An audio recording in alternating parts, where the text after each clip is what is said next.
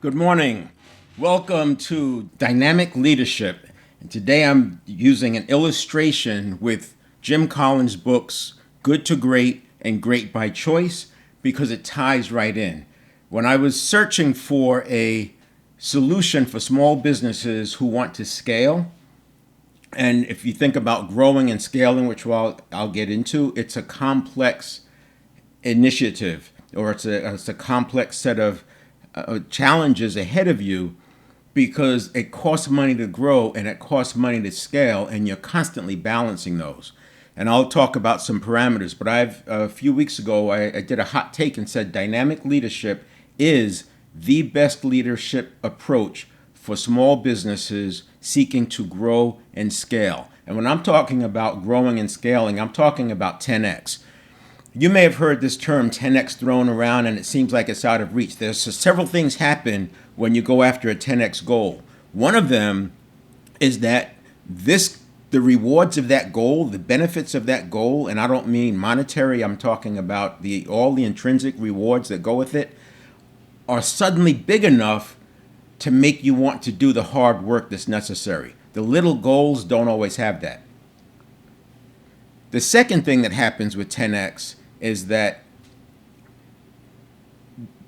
it forces you to focus on what's really important, and you let go of a lot of other things. I was talking to somebody just the other day about how sometimes it seems like it takes somebody losing everything before they could finally step into their purpose. But I would argue it's not necessary to lose everything. I think the process of losing everything allows you to get rid of the baggage that you're dragging along from first base trying to get to second base.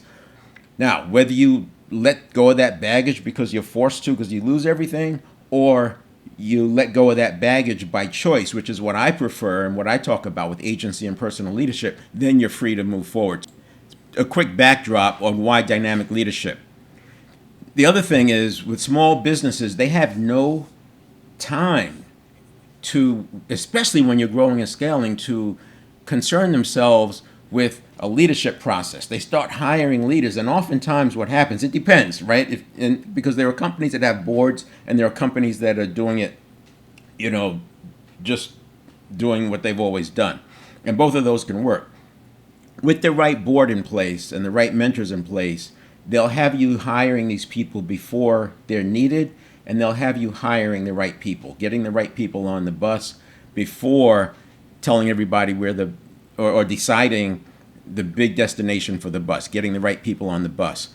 And the idea of draining the swamp or fighting alligators, right? Sometimes we're so busy fighting alligators that there's no time to drain the swamp, and we're hiring by the seat of our pants.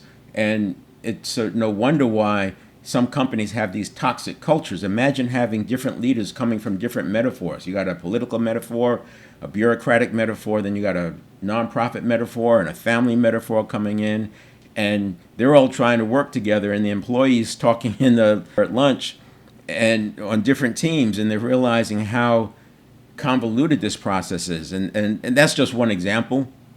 But when you leave it to chance, leaders are going to do what they've done. And before I leave this slide, I'll add one more thing in there. And that is, and again, there's exceptions, but I think the general rule proves, or the exception proves the general rule in a sense. Many of you probably are familiar with and probably use some form of behavioral descriptive interviewing, where we look at the past as a predictor of the future. It makes a lot of sense. You're looking to solve this need. And you know what? When that first came out, I would say in the 80s, the first time I heard about it, I started using it. It made a lot of sense, because when you hired somebody, the lay of the land did not change, sometimes for years. It was basically, that was the model. This was before the internet. We didn't even have computers on our desks in those early days. It wasn't email. It was paper mail. And so the rate of change, in fact, if I recall, fax machines didn't show up until the mid-'80s. So it wasn't until fax machines showed up, and then followed by Federal Express and overnight mail, that we had this sort of instantaneous information flow. So when information went by U.S. mail and went back and forth, you didn't have the rapid change that you do.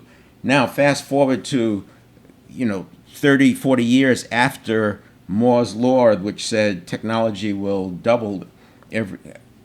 capability will double every 18 months. It originally said every 12 months, but then they did a backward look and said more like 18 months. We're on that steep part of the curve. It's so steep right now in terms of change that by the time you hire somebody based on what they did in their last 2 years, the lay of the land may have changed. So here's the point, hiring using a behavioral descriptive interviewing approach, which I agree with, by the way, but within the context or within some parameters, because that hiring decision is based on their conditioning. Those leaders did what they did because of their conditioning. Why do I say that? Because 95% of everything we do is done by habit. And if we're running by habit, then it tells me that those habits are going to repeat, which is why the past is a good predictor of the future. And those habit patterns are from the past, let alone being from a different organization, which is not that big a deal because leaders are leading people, not things. The point being that what you need moving forward may not be in somebody's conditioning. You may need to train it and teach it. And that's why I'm saying dynamic leadership is what you want to have if you're a company that's interested in growing and scaling. All right, so dynamic leadership, I already talked a little bit about the metaphor. So team metaphor for growth and profit organization is the only one I would use. Now you can argue that, but if you've ever worked in an environment with a family metaphor, there's problems. One, how do you deal with discipline issues with a family? How do you deal with disparity in pay when you want to pay for performance with the family? How do you combat the matriarchal thing that happens with the family?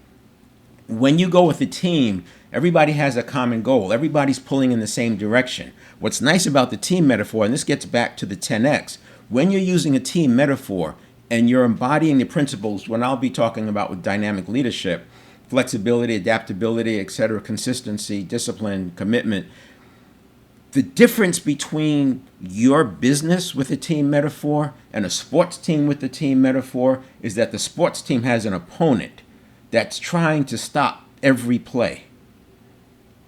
This is why they have practice during the week. This is why they get together. This is why they have simple plays that everybody knows, and they have audibles, and because they want to be able to adapt and adjust when the opponent does something different. In business, what happens is because there's no opponent, it can become boring, right? Especially when you look at, in response to VUCA, we have consistency, simplicity, disciplined actions. It can become boring and we stop trying to do other things. Or in the bureaucratic environment, we create our own opponents inside. Same with the political environment. We create our own opponents. And we don't do it intentionally. It just happens. And this is why it's so important to know who you're hiring as a leader, because as you hire these people in, if they're coming from an environment that was political, they're going to bring that political backdrop into your organization. I know in the manufacturing, in the big manufacturing days in the US, that often happened where product managers, brand managers would sort of be fighting against each other because the president was pulled from the best performing brands.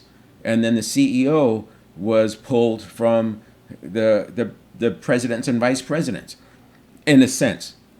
And you don't know what that metaphor is until you spend some time talking to them about it by asking them some questions. So in the behavioral descriptive interviewing, I would ask questions to uncover what sorts of metaphor they ascribe to. And I believe a person can change, because that's the beauty of metaphor. If you change the metaphor, a person's behavior can change because they'll step into it if they're willing to. If they've got a stake in the ground and they're not changing, that's a red flag for me. More on that, and I think next week I'll be in a position to actually walk through live. We'll do the same live event at 7 a.m. I haven't worked through the details yet, and I'll have a live event following it. It'll be an audio event, and what I'll do is I'll put a Zoom room in the description of the event so that you can join in the Zoom room. If you're a small business looking to grow and scale, you can join in the Zoom room, no cost on that. And we will literally walk through creating the on-ramp for your own organization, building dynamic leadership in your own organization.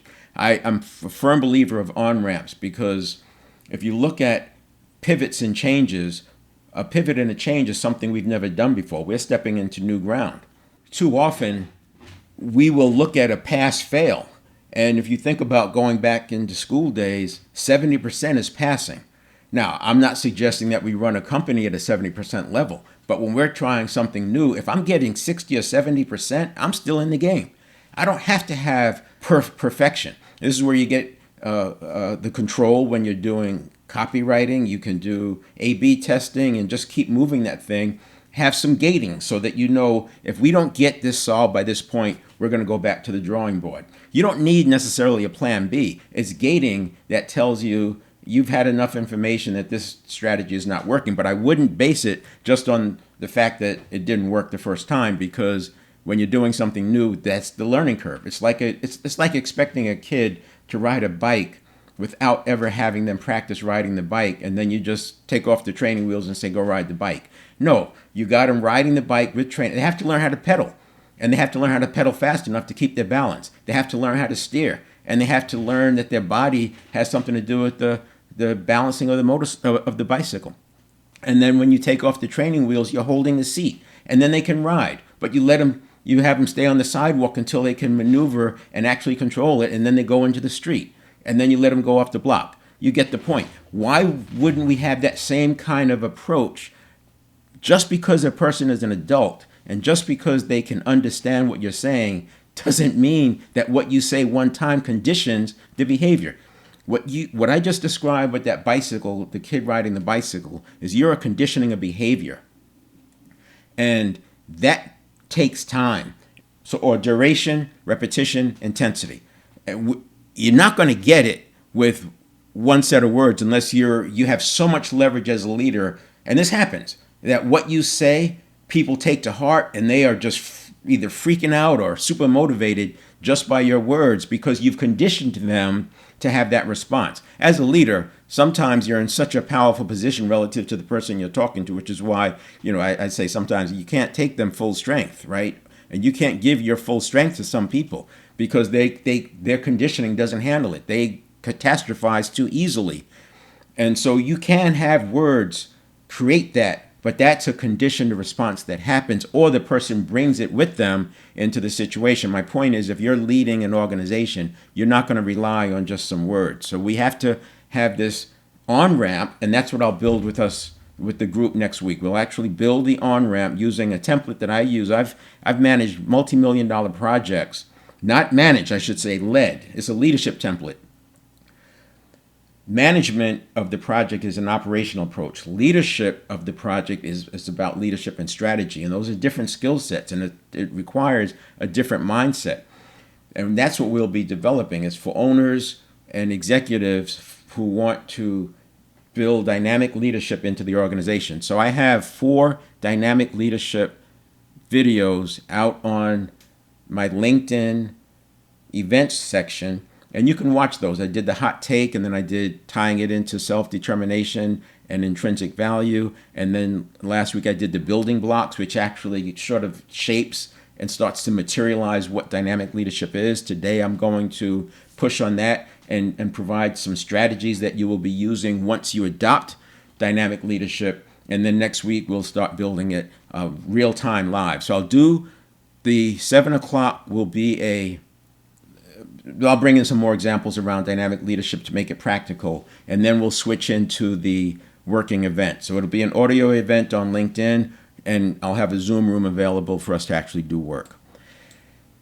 That's next week, Friday at 7 a.m. Pacific time, the same time as this one. And then the audio event will probably start at about 7:45 Pacific time. All right, dynamic leadership definition: an adaptive and flexible leadership approach that empowers leaders to navigate change, make swift decisions, and align their teams with evolving business needs. There are many examples to follow. It supports the principle it supports principle-centered leadership, which is very important to me, because if you don't have principle-centered leadership, what is your leadership centered on? And if it's centered on politics or money or sacred cows or whatever it is, you're going to have some challenges because they're not going to endure. When you use principles, the nice thing about principles, unlike strategy, is that you know that principles are still going to be around 10 years from now. Those same principles are going to apply. And that's why I focus on intrinsic leadership. I won't get in, or intrinsic motivation. I won't get into it today, but you can watch 2 weeks ago live event.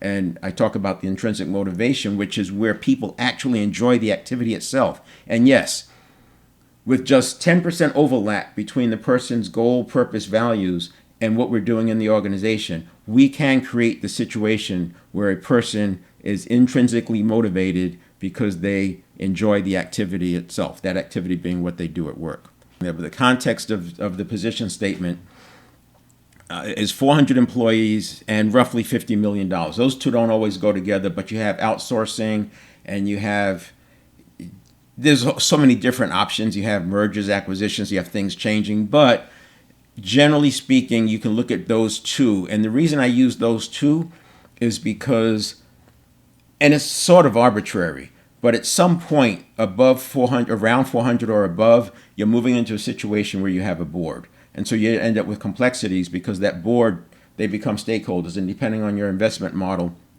that you could have a situation where the board not only puts in place the CEO, but they also have to sign off on all the executives in that organization, which makes it a little more difficult to apply dynamic leadership because you don't have total freedom of action. So small companies lack the economy of scale, and that's why we have to be more tightly disciplined. And this gets back to not having an opponent, but because you don't have the economies of scale, you sort of have an inherent obstacle that has to be overcome when compared to larger competitors, because after about 50 million, after about 400 employees, the revenue per employee starts to go up. And these large companies have the luxury of they can have employees not being optimized, not being in an optimal situation, and it's not going to hurt them because they have so much revenue, sometimes double the amount of revenue per employee. So that puts you at a disadvantage as a small business.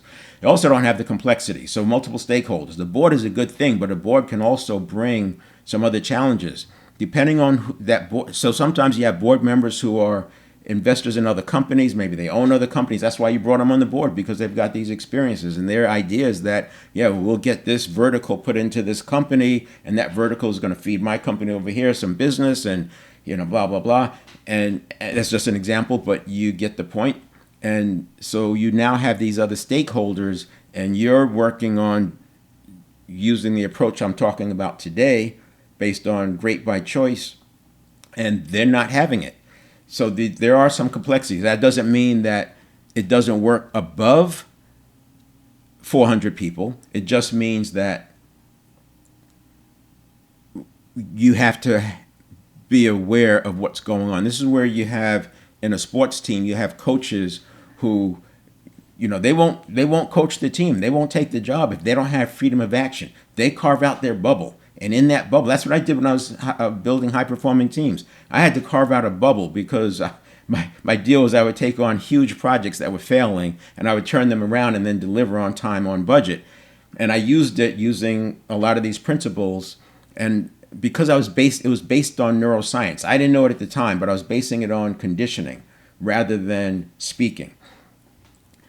By creating that bubble, and I was able to do it because I had a track record of turning around and delivering these huge projects, I was able to do things my way. And that's not about my way or the highway. It was about doing it a way that works, which is very much aligned with dynamic leadership, so I'm biased, but I've also looked at other leadership. I actually thought leader as coach was going to make the cut.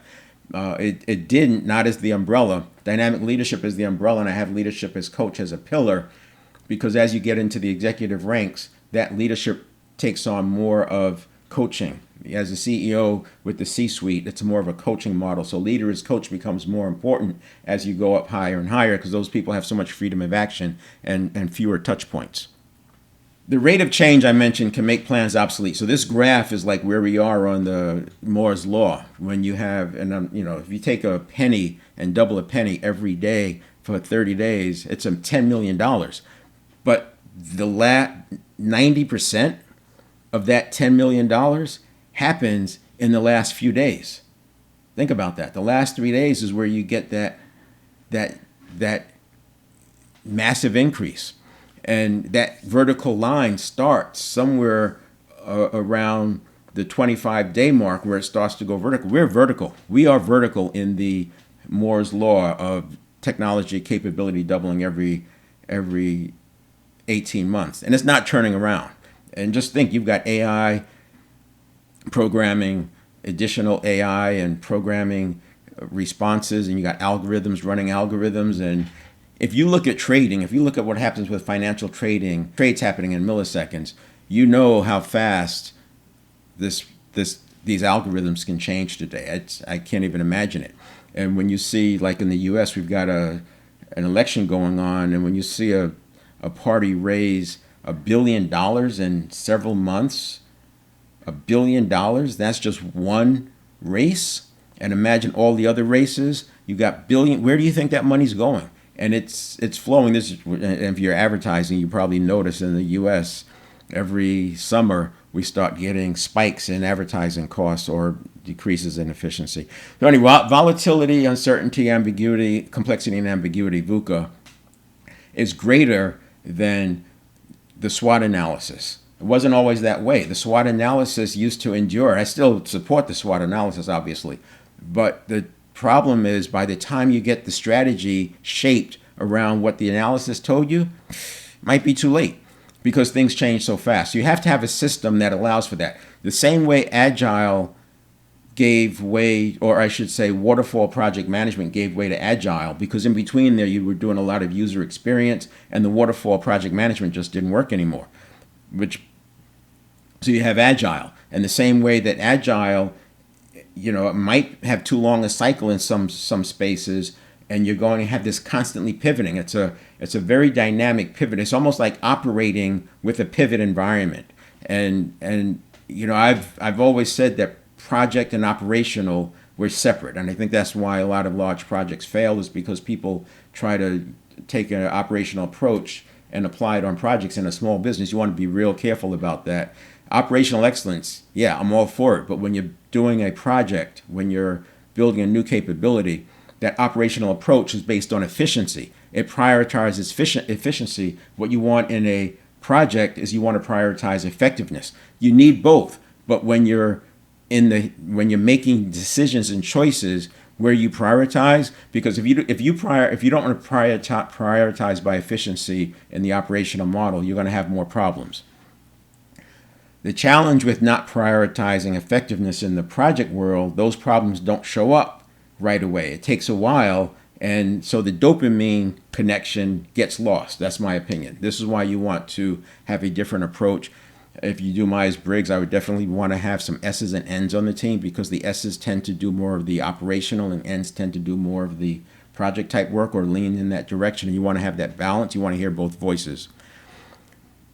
Why great by choice? Great by choice, uncertainty. This is from the book that was written in 2011.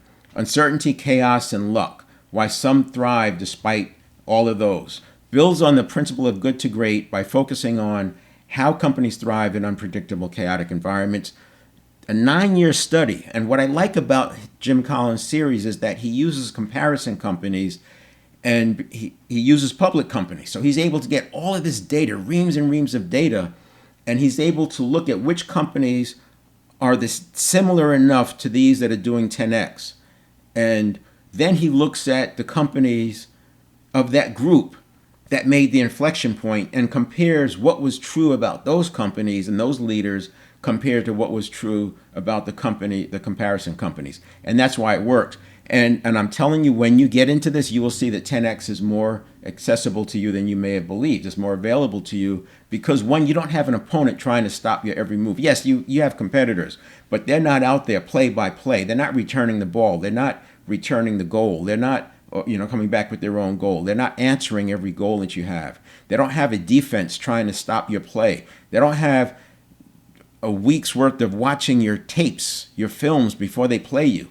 That's not how the competition in business works. So you don't have this opponent. So when you use these principles that winning team coaches use, which, by the way, team coaches embody dynamic leadership, not what they do on the field. Watch what they do off the field, in between the games and during the week and at halftime. That's where the dynamic leadership shows up.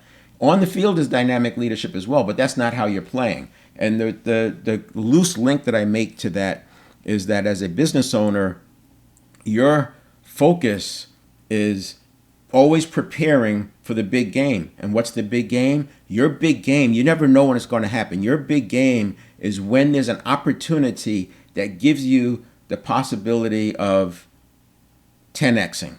If you look at stock at portfolio management, and this is the reason why the buy and hold guys are against trading, is because the majority of the big moves happen in very short periods of time, over short periods of time. And to be able to time those big moves, you're likely to be out of the market during that big move.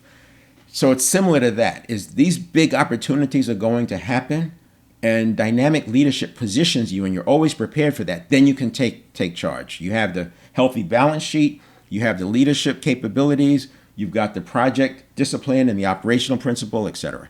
Before Great by Choice, there was the book Good to Great, and this is where I got hooked, because Good to Great happened around the .com era, and 1,400 companies over a span of 40 years. They looked at the data, and the goal was to determine why some companies transition from being good to great. Again, he had a set of comparison companies, reams of data, because they were public companies, and he was able to look at which ones took off. He calls it the inflection point. But not only did they take off, they had to perform for at least 15 years. That's key. And this is where the 10X comes in.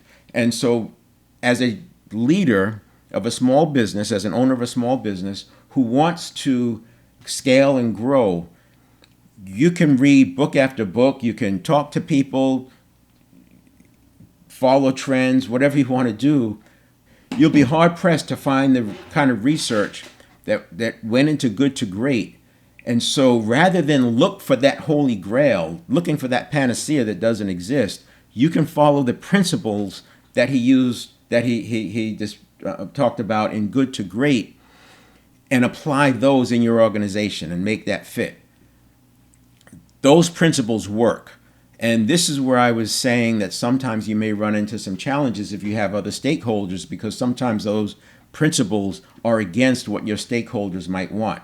So that's another story. It's beyond the scope of this conversation, but I'm putting it out there because I think that some large corporations may have a challenge going after dynamic leadership, because dynamic leadership prioritizes around the employee, not in terms of giving away the farm or giving up profitability, but in terms of building an environment where employees are intrinsically motivated to do the work, so you're not relying on incentives. And that's where it starts to rub, because if you think about a board with investment involved, there's expectations they have, and there could be a high control component. And if there's a high control component, there's no appetite for the patients to get into an intrinsic motivation. So that's an important point. I went over it quickly, but I want you to think about that. Maybe go back in 2 weeks ago to the live event where I talk about intrinsic motivation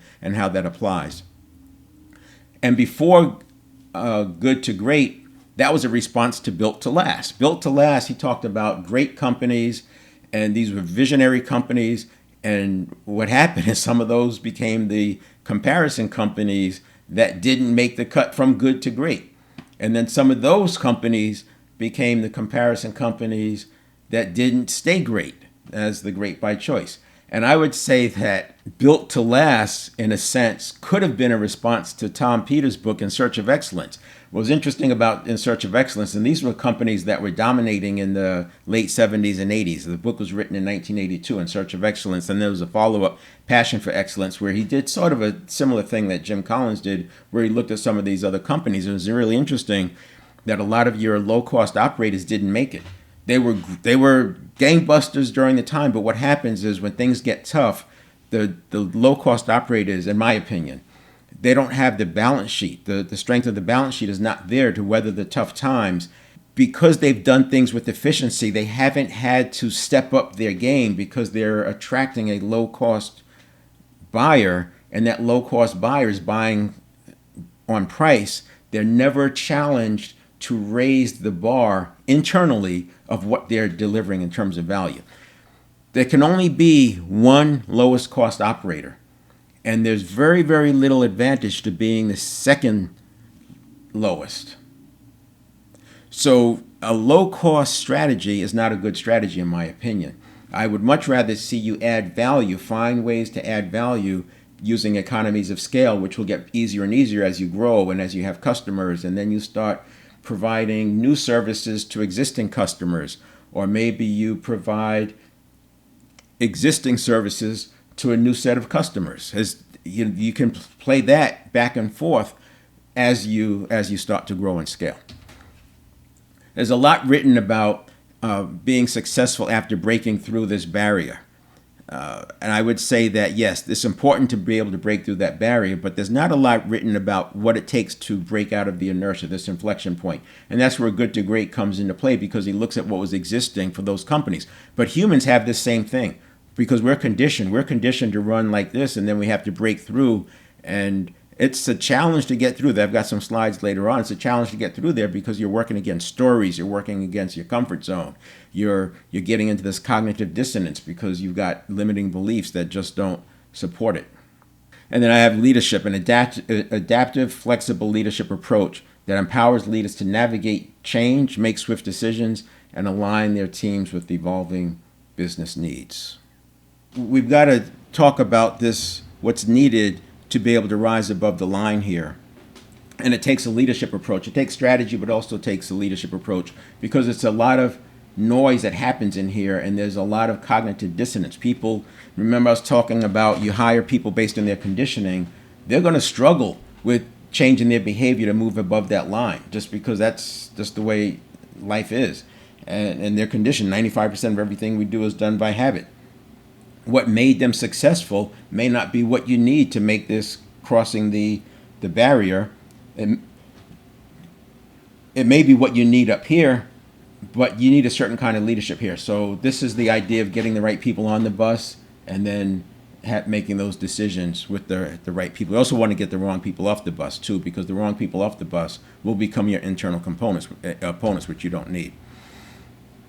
Sports coaches embody dynamic leadership. Successful sports coaches, they create a strong team culture. They're adopting strategies. They're constantly adjusting. I mentioned it before. There are so many principles that apply to dynamic leadership when you look at what coaches do, more so off the field, but as well on the field too. It's just that that's in the game. So the on the field is during those big opportunities, make hay when the sun is shining. Like right now, you've got a lot of companies scrambling to try to figure out how they're going to make AI work. And there's a window. There's a window that people are trying to figure it out. If you're doing enough trial and error, then you'll find your right way that's right for you. And what's nice about taking the approach that we use with Good to Great and Great by Choice is that you will be able to design a way that works for you. All right, built to last, 1994, focus why visionary companies endure over time. The mid 90s, so this is probably not something you're interested in, but you can see why during this era it made sense to have a behavioral descriptive interviewing approach. It made sense why the SWOT analysis was so important, because things were much more stable. Now by 94 we were starting to see the internet, but it wasn't into the companies until the dot-com era. And that was a wild time. If accountants were scratching their head because people were valuing companies based on clicks, and it wasn't turning into sales. And it was just very interesting. This is why the bubble broke, because the stock price was up there based on clicks. Good to Great, and that was where I got really involved reading Jim Collins. And his principles applied with what I had known about principle-centered leadership and what I had been learning from the field of neuroscience. We didn't call it neuroscience at the time.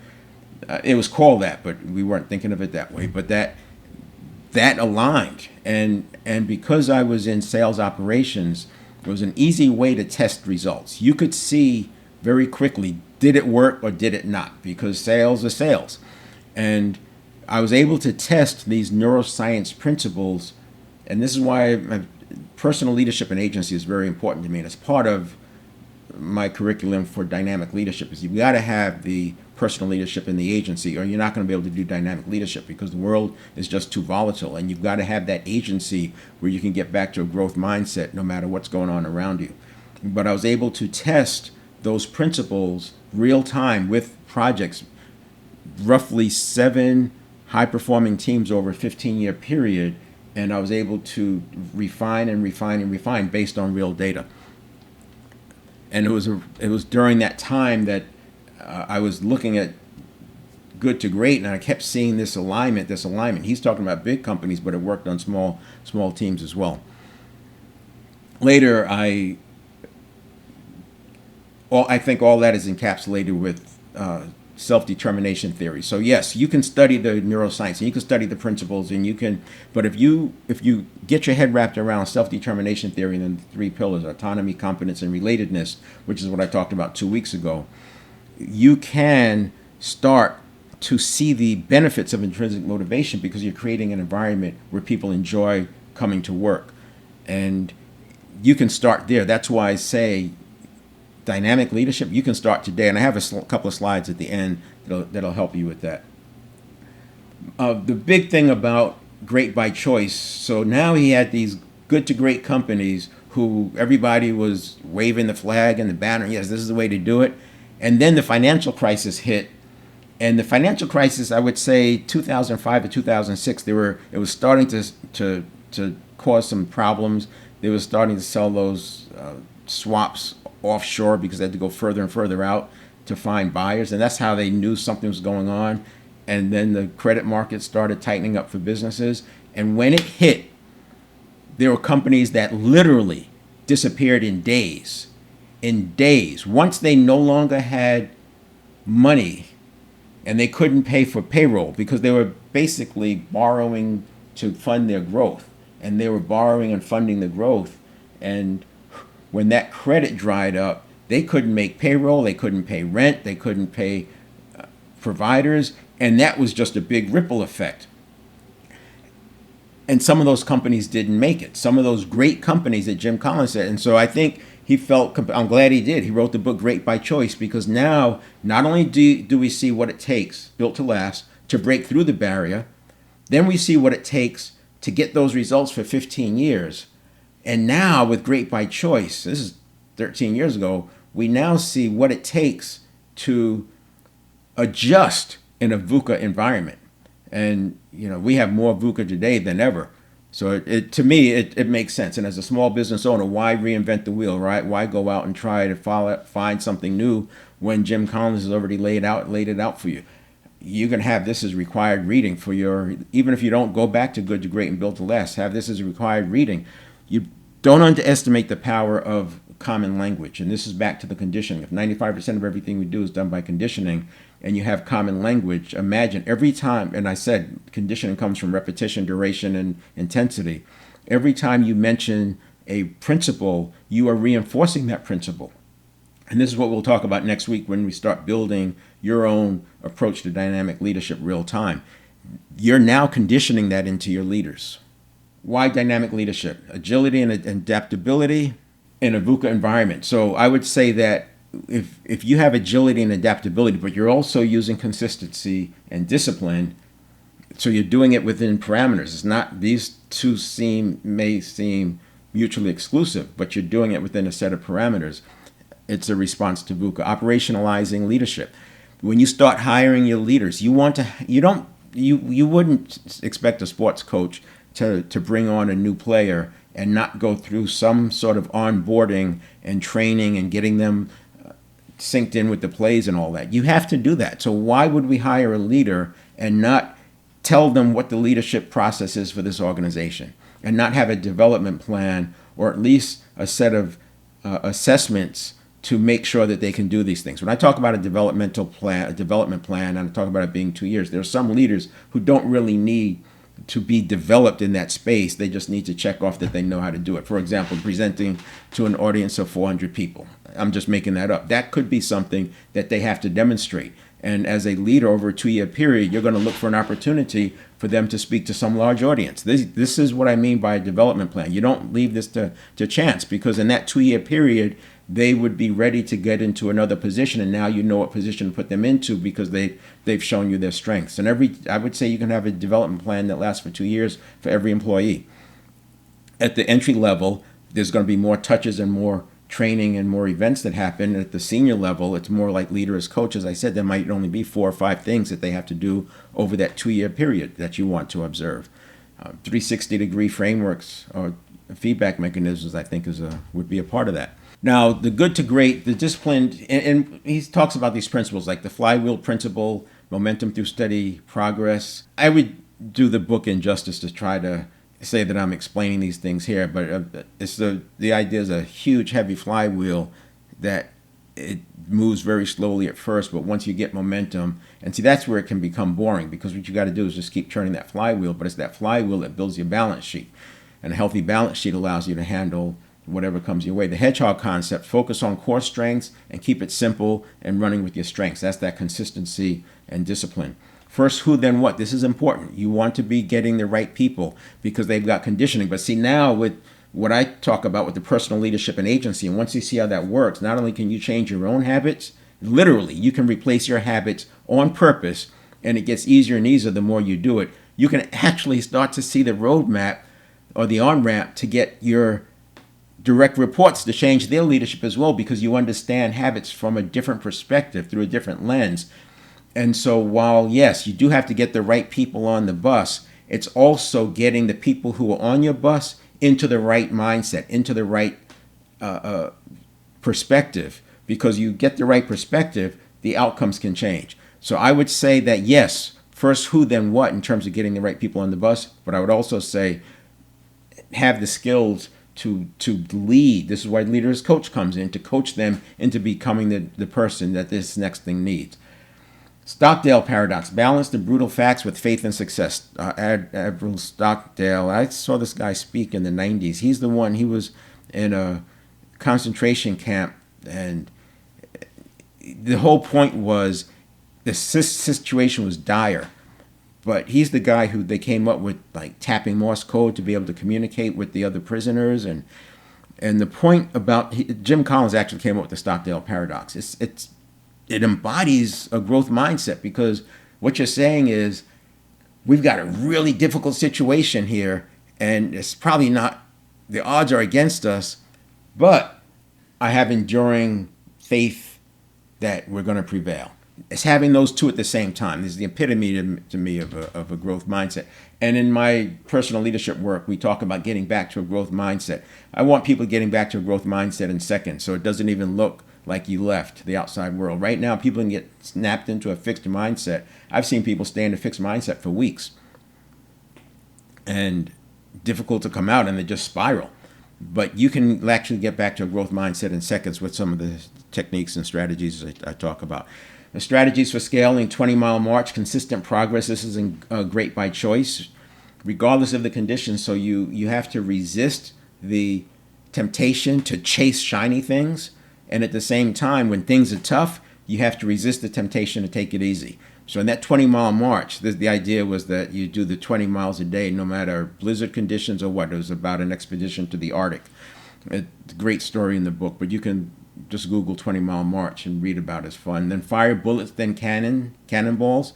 Test small. And today, we talked about skunk works back in the 90s. There was skunk works and guerrilla marketing and stuff. Today, with Facebook pages, you can have several Facebook pages for your company. And you can have, even if you have a web developer and a big design team, with something like ClickFunnels, I can literally create a landing page, tie it to a Facebook page, create an offer, and have that offer out in the public within hours. Literally. Quality stuff. And the more you get your library built up, the faster it goes. And so you could have a person on your team. Every team, for example, could have somebody who can do this skunk works, constantly testing. You want to test some ad copy? You don't have to go back to the developer. You just change it, do A/B testing, ABC testing if you want to, just by doing different links.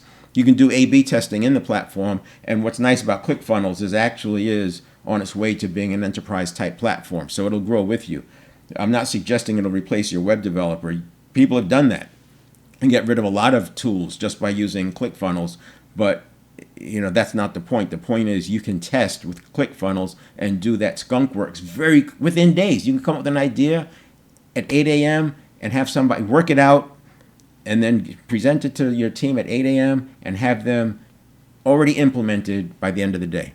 And that's the innovation. So I would say that if you have a company that tends to write a check every time there's a problem, that's their response to problem solving, that company's going to be weaker than the one that drives innovation to address problems. Innovation, then write the check.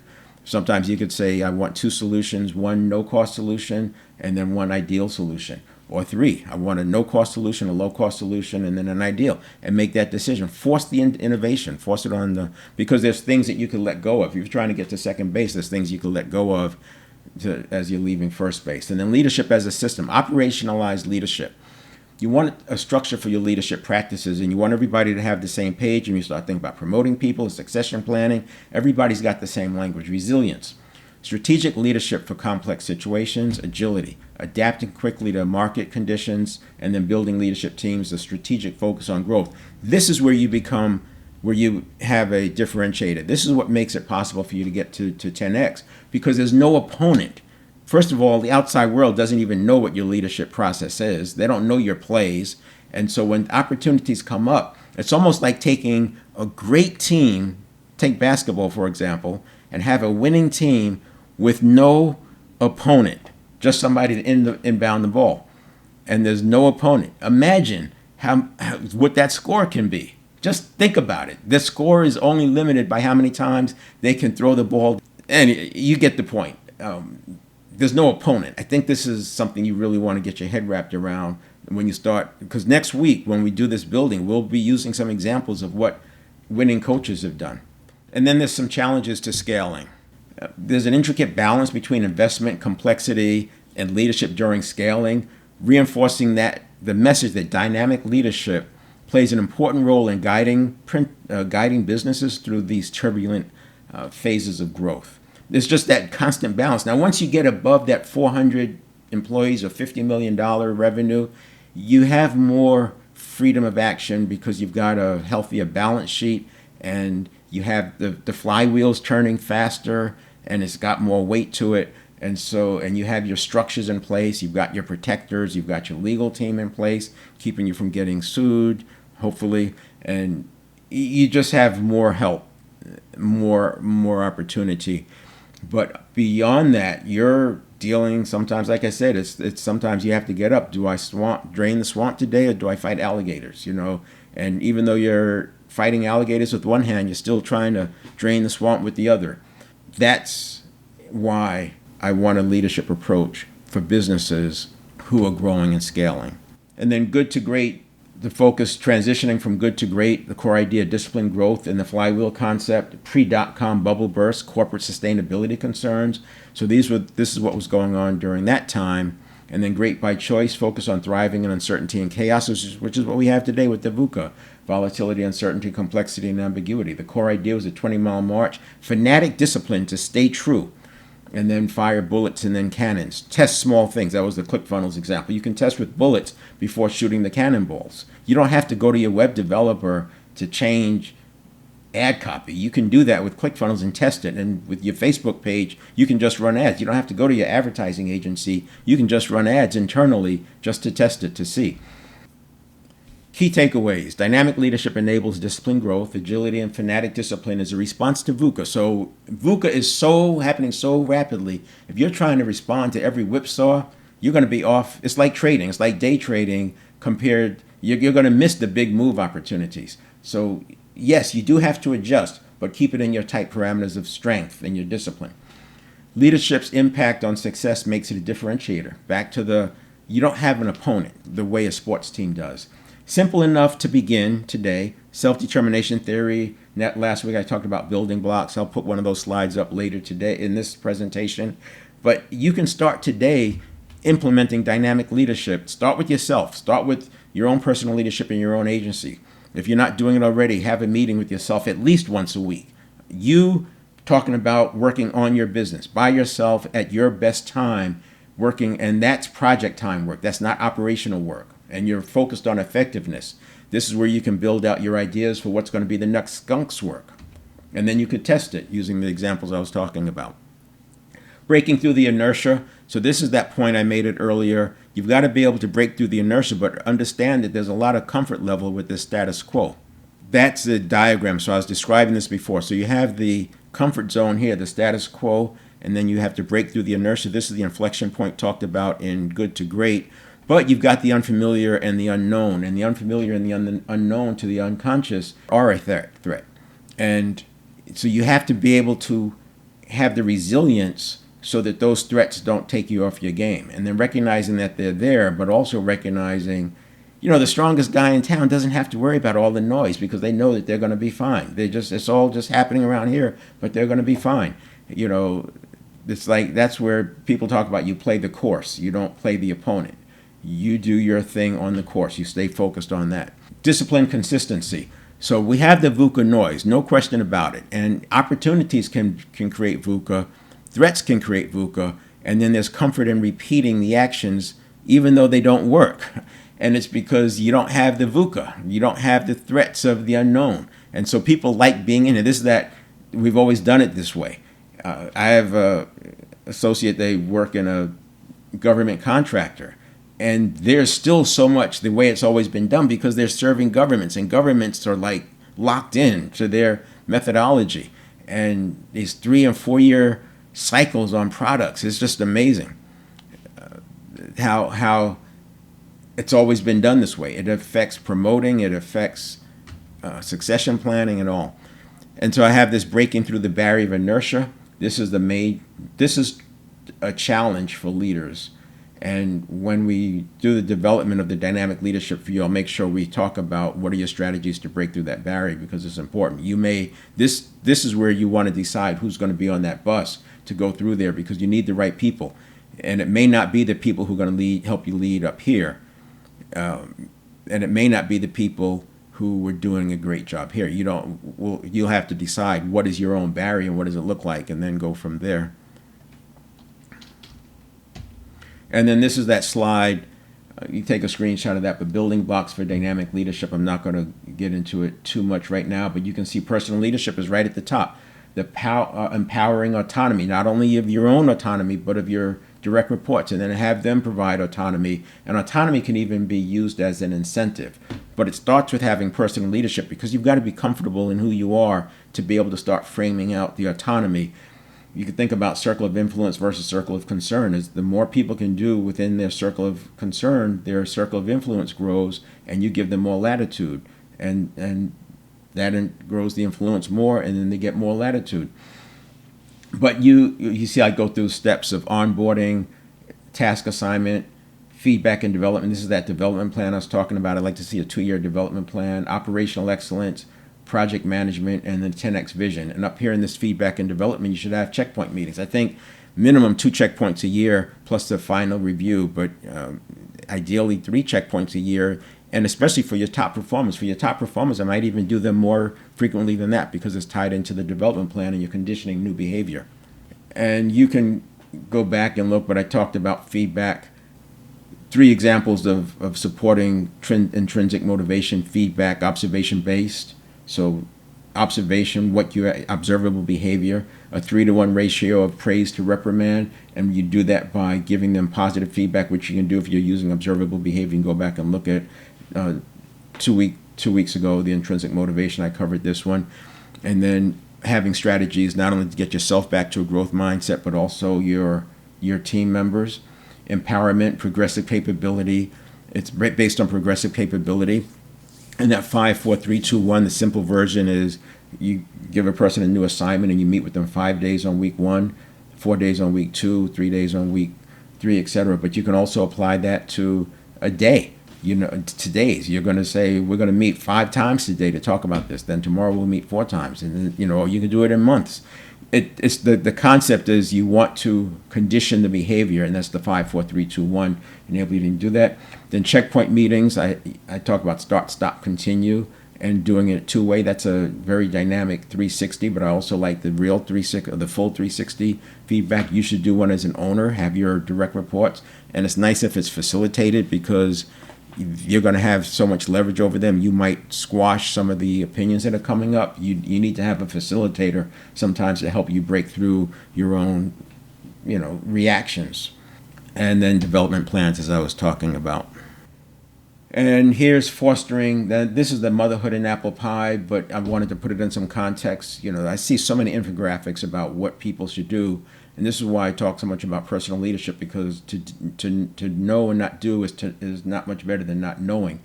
And so you have to have the personal leadership and agency to actually get yourself to do these things and to do them in the right way where you're building intrinsic motivation. This is not about just, I know it. No. Can you do it at the big game? And remember, the big game is a lot of pressure, because the big game is when you have a majority of your 10x work happening. That's the stress. You've got to be able to know and not do, or to know and be able to do only in easy times. That's not good enough. You've got to be able to do it under the most stressful environment you can imagine. That's when you have a winning strategy. So it's not just this. It's about building yourself to the point where you can do this. Now, you can see more of this content, my online publication, dynamicsofneuroplasticity.substack.com. Some of the content is accessible without a subscription. The interactive, where we actually have working sessions and feedback going on, you have to be a subscriber. That is it. Dynamic leadership, the ideal leadership style for a growing small business. I hope you join me next week, 7 o'clock Friday. I'll do a presentation talking about some examples that coaches use to apply dynamic leadership to sort of prime us into that thinking. And then we'll go into a working session probably by 7:45. And there'll be an audio event on LinkedIn. And I'll also have a Zoom link that'll be in the description of the live event, which I'll set up. That should be available by Monday. All right, we'll see you then. Thanks for joining.